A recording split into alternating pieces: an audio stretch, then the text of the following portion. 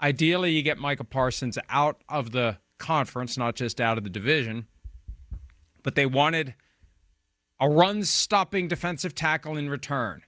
We need to stop the run. Now, is that really football strategy, or is that making a Micah Parsons trade look better strategy? And I could see them sitting around wherever they sit around and strategize. Well, how do we sell this to our fans?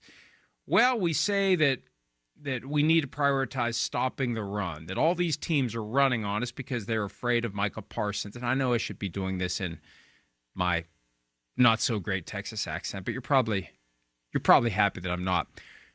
So as they're contemplating how to sell this, we need to stop the run. Micah stops the pass, and they just run on us. So we need to stop the run. Well, how do we sell that? Well, we demand a run-stopping defensive tackle as part of the trade, and we only trade him to a team that can give us a run-stopping defensive tackle. And that guy ended up being Kenny Clark. There was a little injury scare for Clark coming out of week 3. He's fine. He's good to go. And we spent some time yesterday talking about Micah Parsons and how he will feel if and when he sacks his former teammate, Dak Prescott.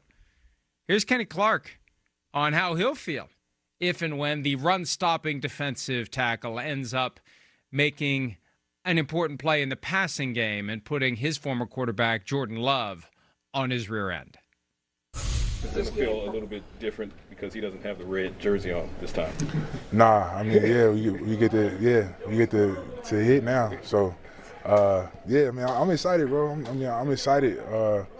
It's been a long time coming, and it's definitely something I've been thinking about since I got traded here. You know what I'm saying? And I'm excited to go. Will there be pre-game hugs or just post-game hugs with those guys? Like I said, when it's game time, I'm playing. I'm in the game. You know what I'm saying? So if those guys want to come up and I ain't seeking out for a hug or none of that kind of stuff. It's all love, and they know it's all love. And after the game or before, whatever it is, we can do that. But I ain't seeking out for nothing. I'm trying to win the game. That's what it's all about at the end of the day. Both these teams are trying to get a win. The Cowboys at 1-2. And this is one of those critical weekends, I personally believe, where you start to see records take shape. And there is, I believe, a huge psychological difference between 2-2 and 1-3. And that's what the Cowboys are facing. Are they going to be 2-2 or are they going to be 1-3? And imagine how they'll feel if they could emerge victorious from the Micah Parsons return game. And look, I already have a feeling that when it's time to show the collection of the various folks on Football Night in America, that they have now turned us into little cartoon heads, which is actually kind of funny.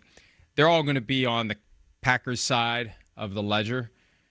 And I don't think that's an unreasonable estimation. But if the Cowboys could pull off the upset at home over Green Bay, what a lift that is 4 games in. And if the Packers would lose this one and fall to 2-2. Man, not long ago, some were saying, at least one guy from within the locker room was saying they could go undefeated. It just shows you how quickly things can change in the NFL.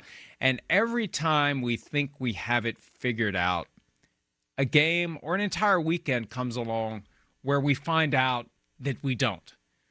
So, long season, plenty of ups and downs, plenty of unpredictability, and regardless of how the game turns out on Sunday night, it's going to be a massive audience because it's the Cowboys, and they still, even though we're now 30 years removed from their last NFC Championship appearance, they still generate the eyeballs. And the Packers with Micah Parsons and all of the drama and the storylines, it just landed perfectly. When I saw that they play week 4 and it's Sunday Night Football as this possibility of a trade by the Cowboys of Parsons to Green Bay came into focus, man, that's something. Hi, it's Mike Florio. Thanks for watching PFT on YouTube. Hit subscribe for the latest news and analysis from Pro Football Talk.